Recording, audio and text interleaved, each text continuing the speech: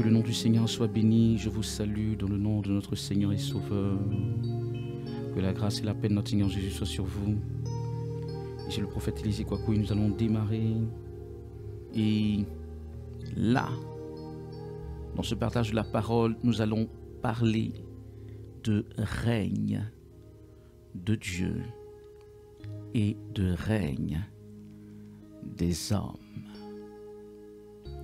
Alléluia. Le règne de Dieu. Le règne des hommes. En quelques minutes. Alléluia. Donc il ne s'agit pas en principe en tant que tel d'un long développement. Mais c'est quand même quelque chose de particulier ou de nécessaire qu'il va nous falloir apprendre en ce jour. Sur la base d'un roi qui est assez connu, pas connu, si vous voulez, il n'est pas connu parce que il a fait forcément de belles choses. Il est même assez connu pour avoir créé des problèmes à Israël.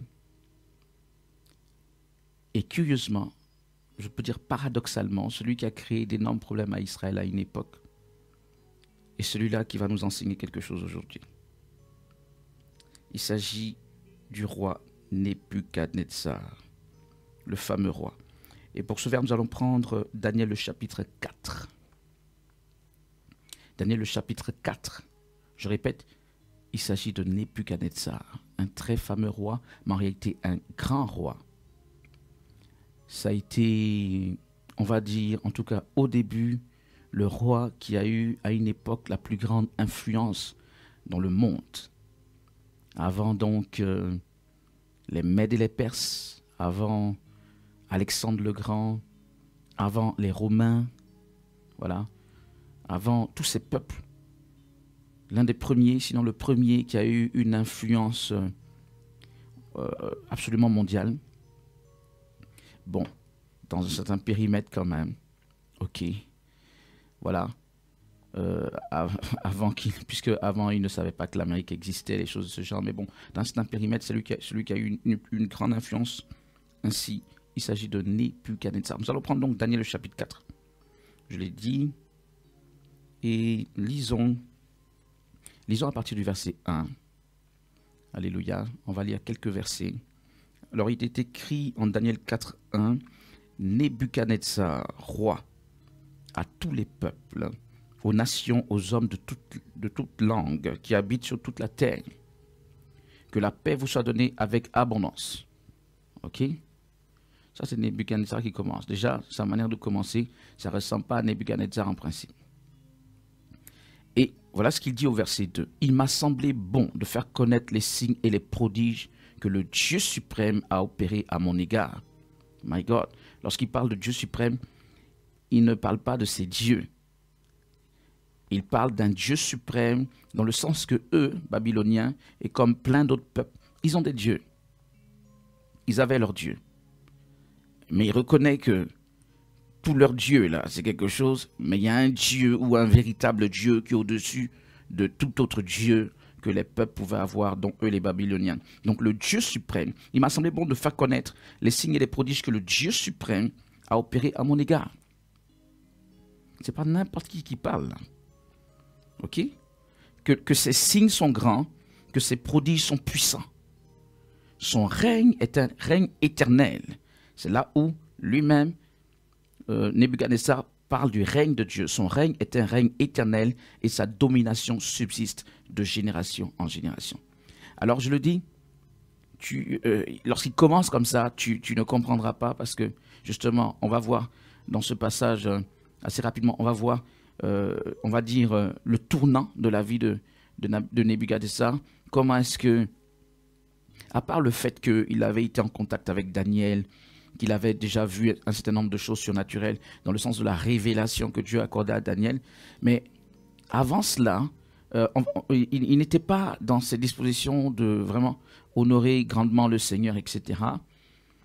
Il a été un peu, lorsque En effet, dans l'épisode qui précédait, Shadrach, Meshach et Abednego vont être délivrés du feu de la fournaise ardente. Là, il va reconnaître que vraiment leur Dieu est grand. Mais bon, c'est toujours Nebuchadnezzar. Mais le changement même dans sa vie, qui fait que lui, Nebuchadnezzar, va commencer à honorer vraiment Dieu, c'est ce que nous allons voir. Et autant vous dire que Nebuchadnezzar était très orgueilleux. Donc le fait de l'entendre commencer ainsi, il était très orgueilleux. Du fait de cette domination qu'il avait sur un grand nombre de peuples, de cette réussite qu'il avait en tout ce qu'il entreprenait, dans ses victoires au niveau de l'armée, au niveau de ses armées. Nebuchadnezzar était très orgueilleux. Bon, continuons. Moi, Nebuchadnezzar, je vivais tranquille dans ma maison et heureux dans mon palais. J'ai eu un songe qui m'a effrayé. Les pensées dont j'étais poursuivi sur ma couche et les visions de mon esprit me remplissaient d'épouvante. J'ordonnais qu'on fît venir devant moi tous les sages de Babylone, afin qu'ils me donnassent l'explication du songe. Alors vinrent les magiciens, les astrologues, les chaldéens et les devins. Je leur dis le songe, et ils ne m'en donnèrent point l'explication. En dernier lieu se présenta devant moi Daniel, nommé Belchassar, d'après le nom de mon Dieu, et qui a en lui l'esprit des dieux saints. Je lui dis le songe. Belchassar, chef des magiciens, qui a en toi, je le sais, l'esprit des dieux saints. En fait, ce que Nebuchadnezzar appelle l'esprit des dieux saints, bon, ça prouve qu'il n'était pas encore converti, mais le grand roi Nebuchadnezzar va être converti au Dieu vivant. À cette époque, je répète, il avait déjà remarqué, il avait déjà vu, il avait déjà eu des expériences avec Daniel, et il savait que Daniel était habité par un esprit particulier. Donc lui, il appelait cela l'esprit des dieux saints. Ne sachant pas que Daniel n'honorait pas d'autre Dieu que l'éternel Dieu, justement le Dieu suprême. Et voilà, il est encore un peu, Nebuchadnezzar est encore un peu dans cette logique de ces faux dieux. La preuve, c'est que Daniel s'appelait Daniel, mais il lui a plu à un moment donné de lui donner un autre nom, Beltsatsar, qui veut dire quelque chose par rapport à son faux dieu, lui, Nebuchadnezzar. Bon, Daniel n'avait pas trop le choix, il était au service de Nebuchadnezzar à la cour du roi de Babylone. Bon, si le roi avait appelé de cette manière, qu'est-ce que tu vas dire? Donc, il était appelé Beltsatsar en réalité, là-bas, mais son véritable nom, on sait, est Daniel. Alors, voilà, on était au verset 8. En dernier lieu se présenta devant moi Daniel nommé Beltsatsar d'après le nom de mon Dieu et qui a en lui l'esprit des dieux saints. Je lui dis le songe. Beltsatsar, chef des magiciens qui a en toi, je le sais, l'esprit des dieux saints et pour qui aucun secret n'est difficile. Donne-moi l'explication des visions que j'ai eues en songe. Voici les visions de mon esprit pendant que j'étais sur ma couche. Je regardais et voici il y avait au milieu de la terre un arbre d'une grande hauteur. Cet arbre était devenu grand et fort. Sa cime s'élevait jusqu'aux cieux, et on le voyait des extrémités de toute la terre. Son feuillage était beau, et ses fruits abondants. Il portait de la nourriture pour tous. Les bêtes des champs s'abritaient sous son ombre. Les oiseaux du ciel faisaient leur demeure parmi ses branches, et tout être vivant tirait de lui sa nourriture. Dans les visions de mon esprit que j'avais sur ma couche, je regardais, et voici un de ceux qui veillent et qui sont saints, descendit des cieux, donc un ange en fait. Il cria avec force et parla ainsi. Abattez l'arbre et coupez ses branches. Secouez le feuillage et dispersez les fruits. Que les bêtes fuient de dessous et les oiseaux du milieu de ses branches. Mais laissez en terre le tronc où se trouvent les racines et liez-le avec des chaînes de fer et d'airain parmi l'herbe des champs. Qu'il soit trempé de la rosée du ciel et qu'il ait, comme les bêtes, l'herbe de la terre pour partage. Son cœur d'homme lui sera ôté et un cœur de bête lui sera donné. Et 7 ans passeront sur lui. Cette sentence est un décret de ceux qui veillent. Cette résolution est un ordre des saints, afin que les vivants sachent que le Très-Haut domine sur le règne des hommes et qu'il le donne à qui il lui plaît, et qu'il y élève le plus vil des hommes. Enfants de Dieu, j'ai dit que nous allons parler du règne de Dieu et du règne des hommes. Les hommes ont un règne. Les hommes ont un règne. On parle de rois parce que les hommes ont un règne. Ils ont des rois et que même Parmi nous les hommes, même ceux qui ne sont pas des rois, ne sont pas tous des rois, mais nous avons quelque part un règne, c'est-à-dire nous avons un pouvoir sur cette terre. Nous avons une sorte de domination qu'on peut exercer sur certaines choses. Déjà, le Seigneur nous a parlé de dominer sur la création. Donc nous exerçons un pouvoir. Nous avons un pouvoir de domination qui nous vient de Dieu. Et nous pouvons être comme dans cette sphère et penser que dans cette sphère, nous sommes comme Dieu. Je répète, Dieu nous a octroyé un pouvoir sur la terre. Et quand quelqu'un ne connaît pas Dieu, tout son référentiel, c'est cet environnement. Et dans cet environnement, en effet, l'homme a été élevé par Dieu. Dans cet environnement. Mais l'homme n'est pas supérieur à Dieu. Et le règne des hommes n'est en aucun cas supérieur au règne de Dieu. Alors là, on a affaire à Nebuchadnezzar qui, en effet, dans cette sphère-là, se voyait un peu comme Dieu. Et d'ailleurs, il n'est pas le seul. On parle de Nebuchadnezzar parce que, comme je l'ai dit, il avait eu beaucoup de victoires. Babylone est très loin là-bas. Il est arrivé jusqu'à Israël, qui est de l'autre côté des centaines, même des milliers de kilomètres plus loin. Il a étendu son règne, lui, Nebuchadnezzar, sur beaucoup de peuples. Il a eu beaucoup de victoires. Il a terrassé beaucoup de rois, etc. Donc, Nebuchadnezzar, dans sa sphère, dans cette sphère humaine, se prenait pour waouh. Et je dis qu'il n'est pas le seul, parce que à différentes époques de la terre ou de l'humanité, on va dire, des hommes sont levés, des hommes ont eu de la réussite, des hommes ont eu des victoires. Même actuellement, nous avons des politiciens, nous avons des rois dans certains endroits, nous avons des gens qui réussissent bien, qui sont millionnaires, milliardaires, voilà, qui ont le pouvoir, la domination. Donc, dans cette sphère-là, l'homme a sa possibilité d'action, mais il y a malgré tout des limites à ne pas franchir. Et lui, Nebuchadnezzar, de par son orgueil, il a quelque part franchi cette limite. Et on le voit, si vous voulez, dans quelques versets plus loin. Bon, vous saurez et vous devez savoir qu'en principe, par rapport à tout ce qu'il a expliqué comme songe, Daniel lui a donné l'explication. Daniel lui a dit, en réalité, que ce arbre que vous avez vu, roi, ce grand arbre qui est devenu fort, mais en fait qui est devenu fort, donc qui n'était pas fort, qui est devenu grand et fort, etc., c'est vous. Mais le problème, c'est que Nebuchadnezzar pense que c'est par lui-même qu'il est devenu fort, qu'il est devenu ce grand homme fort. Et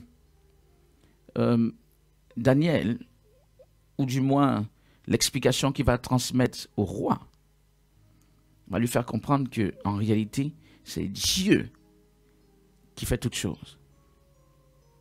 Et qu'en réalité, quelque part, roi Nebuchadnezzar, ce n'est pas de par toi-même que tu es devenu fort, c'est par la grâce de Dieu.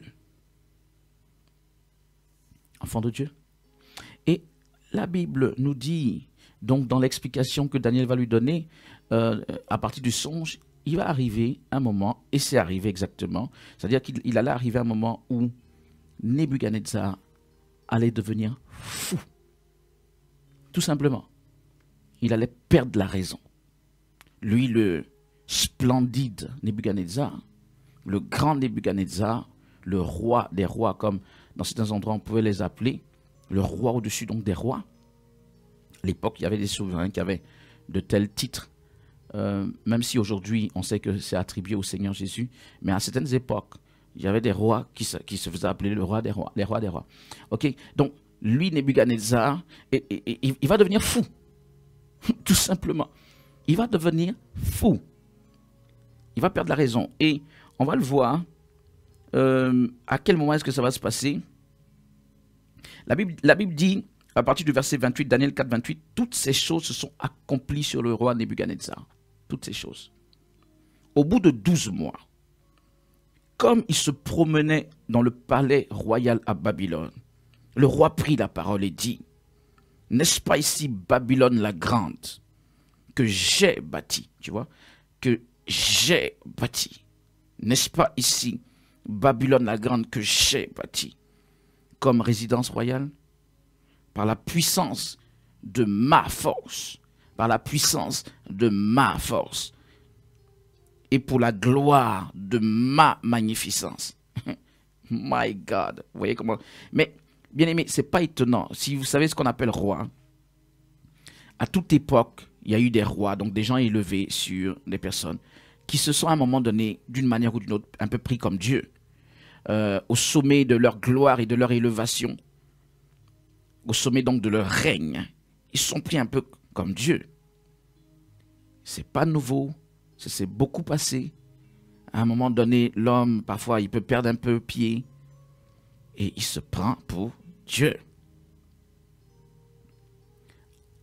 Enfant de Dieu. Sauf que le règne des hommes a été accordé par Dieu et le règne des hommes a une limite. Le règne des hommes n'est jamais, ne sera jamais, n'a jamais été supérieur ou même au même niveau que le règne de Dieu. Et ça, Dieu a voulu le faire savoir, j'allais dire le rappeler, mais Nebuchadnezzar même ne le savait pas. Il a voulu le faire savoir à Nebuchadnezzar et il veut nous le rappeler. Il veut le rappeler à qui que ce soit. Homme, sur la terre, oui, à un moment donné, tu peux t'élever, mais fais attention. Ton élévation, que ce soit dans la maison de Dieu ou en dehors de la maison de Dieu, tu peux t'élever au-dessus de beaucoup de personnes. Mais ton élévation ne veut jamais dire que tu es à la hauteur de Dieu, que tu peux te comparer à Dieu, que tu peux, un tant soit peu, bomber le torse, gonfler la poitrine, donc te prendre pour je ne sais qui ou je ne sais quoi. C'est ce qui s'est passé pour Nebuchadnezzar. Vous voyez, dans sa parole, moi, j'ai bâti ma magnificence, ma gloire, ma force, ma ceci, mon ceci, c'est moi, c'est... Voilà, voilà. Il ne tenait plus en place. D'ailleurs, on a un exemple comme ça dans le Nouveau Testament où il s'agit d'Hérode, l'un des Hérodes qui...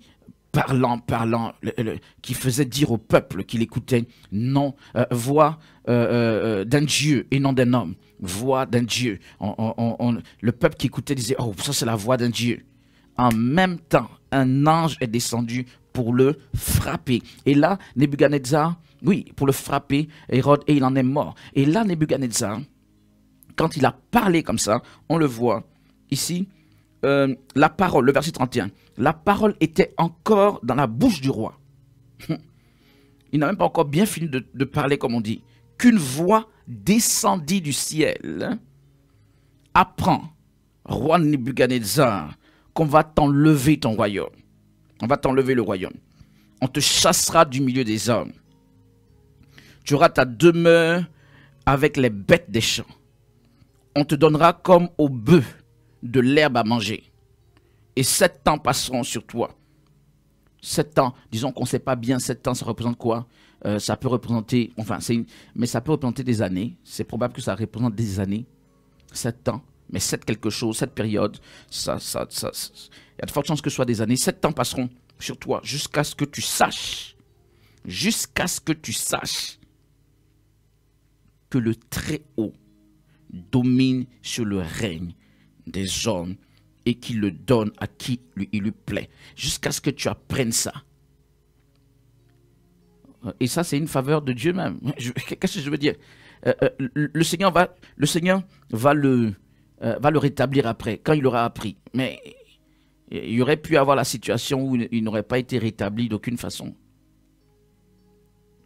Enfant de Dieu, Dieu aurait pu exercer un jugement et c'est terminé. Comme ça arrivait à d'autres époques. Quand un roi se prend trop, le Seigneur suscite quelque chose, baf, et c'est terminé. Là encore, c'est une grâce de Dieu. Mais ça fait que Nebuchadnezzar, le puissant, va passer par la folie. Au même instant, la parole s'accomplit sur Nebuchadnezzar. Au même instant, la voix s'est fait entendre. Au même instant, il a perdu la raison. Il fut chassé du milieu des hommes. Il mangea de l'herbe comme les bœufs. Son corps fut trempé dans la rosée du ciel. Donc, bien aimé, au même moment, il a perdu, il est devenu fou. Au même moment où la sentence est descendue de par un ange, il est devenu fou. Donc ça veut dire qu'il a perdu la raison. On le met dans le palais, lui-même sort pour aller dans les arbres là-bas. Lui-même broute de l'herbe. Enfant de Dieu, voilà Nebuchadnezzar qui dit je suis Dieu.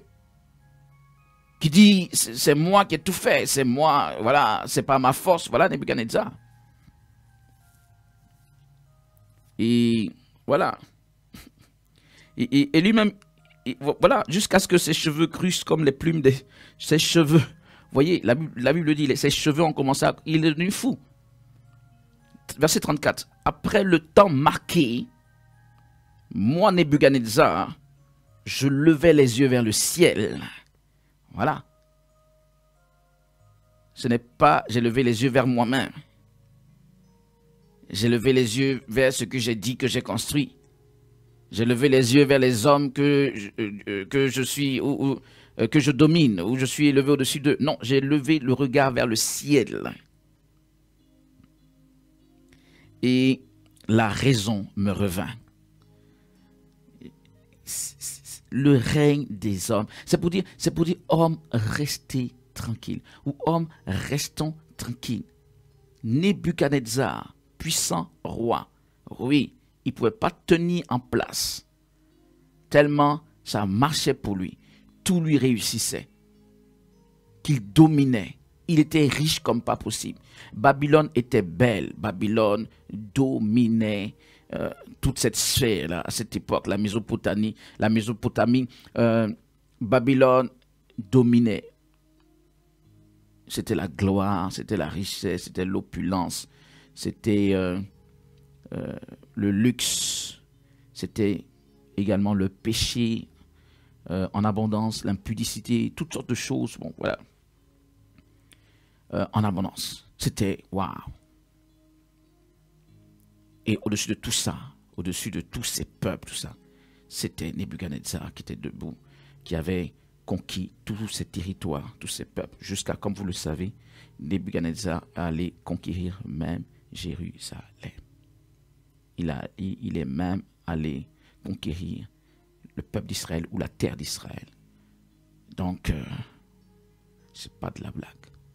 Mais, quand tu n'arrives pas à comprendre que dans tout ce que tu fais, que tu sois chrétien ou que tu sois païen, quand tu ne sais pas qu'en réalité c'est Dieu qui permet, et qu'à un moment donné, tu te prends comme le début et la fin de toute chose, comme celui qui fait la pluie et le beau temps, comme celui qui décide de tout, comme celui qui est parvenu à un certain niveau de par lui-même, comme celui qui ne respecte plus rien, plus personne, etc. Eh bien, il y a des choses qui se passent pour te ramener à la raison, si on veut dire. Dans le cas de Nebuchadnezzar, ça lui a d'abord fait perdre la raison. Et quand la raison lui est revenue, il a compris quelque chose. Alors, lisons le verset 34 pour terminer. Après le temps marqué, moi, Nebuchadnezzar, je levai les yeux vers le ciel et la raison me revient. J'ai béni le Très-Haut. Enfin, il a compris quelque chose clairement. J'ai loué et glorifié celui qui vit éternellement. Celui dont la domination est une domination éternelle. Et dont le règne subsiste de génération en génération. Voilà. Bon, on va arrêter là. Bon, il y a des choses intéressantes. Tous les habitants de la terre ne sont à ses yeux que néant. Il agit comme il lui plaît avec l'armée des cieux, donc en haut, et avec les habitants de la terre. Il n'y a personne qui résiste à sa main et qui lui dise que fais-tu. Ça, c'est Nebuchadnezzar qui parle maintenant. Il est en train de glorifier Dieu. Regardons même le verset 37. Maintenant, moi, Nebuchadnezzar, je loue, j'exalte et je glorifie le roi des cieux. C'est plus je me glorifie moi-même, dont toutes les œuvres sont vraies et les voies justes, et qui peut abaisser ceux qui marchent avec orgueil. C'est Nebuchadnezzar lui-même qui dit ça. Le règne de Dieu. Enfant de Dieu, c'est pour dire quoi? Quand tu vois quelqu'un prospérer, être élevé, quoi que ce soit, bien aimé, que cela ne te persécute pas l'esprit. Dieu fait comme il lui plaît. Et effectivement, personne sur la terre n'est élevé sans la permission de Dieu. Ne pense pas qu'un temps soit peu, les choses de la terre puissent être sans contrôle. Ne pense pas que, quelles que soient les époques, je répète, on voit des politiciens, on voit parfois des coups d'État, on voit des actes terroristes, aujourd'hui en tout cas, on voit pas mal de choses. Et dans toutes ces choses qui se passent au niveau des nations, quelqu'un pourrait avoir l'impression que ce sont des choses qui échappent à Dieu. Bien aimé, les hommes font ce qu'ils peuvent ou ce qu'ils veulent dans leur sphère, sous une divine permission quelque part, et sous le regard de quelqu'un qui sait toutes choses et qui sait pourquoi est-ce qu'il permet telle ou telle chose. Mais, clairement, rien n'est en dehors du contrôle de Dieu. Et il n'y a aucun individu sur la terre des hommes, qu'il soit chrétien ou qu'il soit païen, qui puisse dire que son autorité est égale ou supérieure à celle de Dieu. Tu m'entends? Même les païens réussissent dans ce qu'ils font quelque part sous une divine permission. Rien n'est au-dessus de Dieu. Alors, en quoi est-ce que cela est intéressant pour nous et peut nous être appliqué? C'est pour que, enfant de Dieu, tu n'aies pas peur par rapport à ce qui se passe, soit à l'échelle de ta nation, à l'échelle des nations, bien à l'échelle de ta vie. En sachant que le règne de Dieu est supérieur au règne des hommes. Je suppose que des gens viennent pour t'opprimer. Tu as un patron qui te persécute, des gens autour qui te persécutent. Le règne de Dieu est supérieur au règne des hommes. Donc les hommes ont un règne, les hommes ont un pouvoir d'action, malheureusement qu'ils peuvent mal utiliser, qu'ils peuvent aussi bien utiliser, ça c'est une bonne chose. Mais quoi qu'il en soit, dans leur action, il y a des limites. Lorsque Dieu intervient, les hommes ne peuvent plus rien faire. Il va leur faire ravaler leur orgueil, il va leur faire ravaler leur arrogance, il va leur faire ravaler toutes leurs vaines prétentions. Bien aimé, il y a tellement de choses qui arrivent au niveau des nations en réalité, c'est Dieu qui tape comme ça. Là, Nebuchadnezzar, Dieu lui a tapé là-dessus. Mais vous savez quoi? C'est parce qu'il y avait Daniel à côté que Nebuchadnezzar a compris que celui qui le tapait ainsi, c'était Dieu, pour qu'il glorifie Dieu. Il a eu le songe s'est passé. Mais s'il n'y avait pas un Daniel pour lui expliquer que le songe, ça parle du Dieu vivant, etc. Et que, en effet, quand ça s'est passé, il se rend compte que, waouh. Bon, ce que je veux dire, c'est que, d'ailleurs, c'est un peu comme au temps de Pharaon en Égypte, lorsque Joseph s'est levé pour expliquer le songe que Pharaon a eu. Et Pharaon a vu également la main de Dieu, la gloire du Seigneur au travers de Joseph.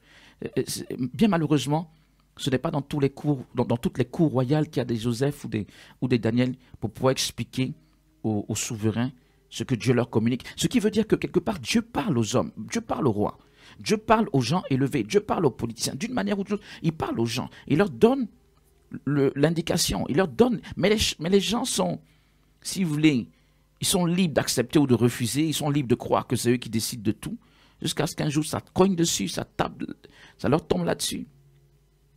Mais s'il y a à côté d'eux quelqu'un qui a l'esprit de Dieu, et effectivement qui peut leur parler, qui leur expliquera de la part du Seigneur ce que ça veut dire. Et ça fera que ces gens élevés vont arrêter de se prendre pour Dieu et vont savoir qu'en réalité, bon, ils sont pas grand-chose. Oui, dans la sphère des hommes, ils sont des personnes importantes dans la sphère des hommes, mais quand on revient à la sphère divine, ils sont petits. Et ils doivent s'humilier devant Dieu. Enfants de Dieu, dans l'autorité du nom de Jésus, rappelle-toi de ceci, le règne de Dieu est supérieur au règne des hommes. Les hommes se manifestent ici. Ils font comme ils veulent, mais le règne de Dieu est supérieur. Je prie que par la grâce de Dieu, ce règne divin soit pleinement manifesté dans ta vie, dans l'autorité du nom de Jésus. Que tu n'aies pas l'impression qu'il y a dans ta vie un démon, un sorcier, un homme qui puisse avoir tant de pouvoir chez toi, alors que tu es enfant de Dieu. Personne ne peut avoir, en tout cas pas sur le long terme, un pouvoir sur toi pour te manipuler, t'opprimer, si tu es enfant de Dieu. Je prie que le règne de Dieu s'invite dans ta vie, s'invite dans ta situation. Je prie et je proclame ainsi dans l'autorité du nom de Jésus de Nazareth. Alléluia. Que le Seigneur intervienne maintenant dans ta situation claire. Que le Seigneur se démontre, que le Seigneur se révèle, que le Seigneur se montre dans cette situation où les hommes autour de toi et parfois des esprits impurs ou des sorciers pensent avoir le dessus, pensent avoir le contrôle, pensent avoir le dernier mot, pensent être les maîtres de cette situation. Ils ne sont les maîtres de rien du tout. Au nom puissant de Jésus de Nazareth. Je répète, que le règne de Dieu s'invite dans ta vie maintenant, pleinement, puissamment, manifestement, glorieusement, dans l'autorité du nom de Jésus de Nazareth. Qu'il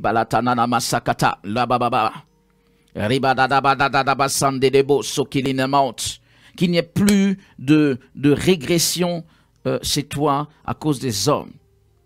Vous savez, c'est un peu comme Daniel, on a essayé, le même Daniel, les gens, on le voit plus tard, mais les gens vont essayer de lui tendre des pièges, de le persécuter, tout ça, hein, jusqu'à tendre le piège qui va le conduire dans la fosse au lion. Mais en toutes ces choses, Daniel n'a jamais régressé. Il n'a jamais régressé. Katalabasa, Rivata, il progressait seulement. Il progressait. Il progressait seulement. Qu'il n'y ait plus de régression chez toi, que tout ce qu'on te tend comme piège, tout ce qu'on fait contre toi, au contraire, ça te propulse en avant. Dans le nom de Jésus de Nazareth, dans l'autorité du nom de Jésus. Alléluia. Seigneur notre Dieu, nous te rendons grâce. Vous savez, bon, nous sommes en matinée ainsi, le temps est un peu court. Donc nous avons un petit moment de partage comme on vient de le faire. Alléluia. Mais nous avons également, et je pourrais même dire surtout, pourquoi pas, un temps d'action de grâce, d'adoration, d'élévation, de glorification de notre Dieu. La saka, ribata nanamaso kata lidibi, ribadobo kata lana, n'aie plus peur, ne tremble plus. Le règne de ton Dieu est supérieur à celui des hommes, de quelque homme qu'il s'agisse. Lata lata mado kata lidibi, ribato malande lidibi seki. Marche dans cette assurance de la foi. Alléluia. Marche dans cette assurance de la foi. N'aie plus peur. Marche dans cette assurance de la foi. Shakata. Tout ce qu'un homme peut faire, c'est parce que Dieu lui a permis. Et s'il ne fait pas attention et qu'il continue et qu'il déborde, ton Dieu va lui montrer quelque chose. Kata nanama salada lili. Bien-aimé, si tu es béni par ce contenu, partage-le également à d'autres et tu peux faire toi aussi partie de notre dynamique de réveil en t'inscrivant à www.réveiltvsat-6a2p.com/inscription. Dieu te bénisse.